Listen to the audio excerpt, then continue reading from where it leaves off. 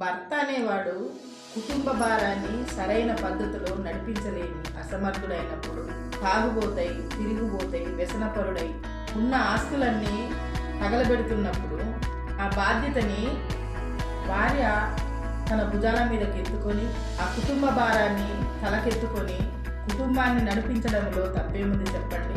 భార్యాభర్తలు అన్నాక ఇద్దరు సమానమే కదా. భార్య కుటుంబాన్ని నడిపిస్తుంటే ఈ లోకం ఏమంటుందో తెలుసా? ఆడపెత్తనం అంటుంది. అసలు నాకు తెలియక అడుగుతాను, అసలు ఎవరు కుటుంబాన్ని నడిపిస్తే ఏంటి? సక్రమంగా ఎవరు నడిపించినా ఒకటే కదా. మంచిగా నడిపిస్తుందా చెడ్డగా నడిపిస్తుందా అనే విషయం కాదు, కానీ భార్య బాధ్యత తీసుకోవడంలో ఎలాంటి తప్పు లేదు. భర్త ఎలాంటి బాధ్యతలు వహిస్తాడో భార్య కూడా అసలు సమర్థురాలైతే ఆమె కూడా చేయవచ్చు. కాబట్టి ఆడది కుటుంబ బాధ్యతను మోస్తున్నప్పుడు ఎవ్వరు కూడా ఆడపెత్తనము గోడ పెత్తనం అని ఎవరు కూడా అనకండి, చులకనగా చూడకండి.